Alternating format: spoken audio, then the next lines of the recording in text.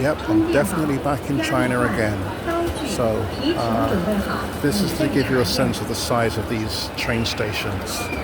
So I'm going to go through all this queue here, through security there, and up that escalator there.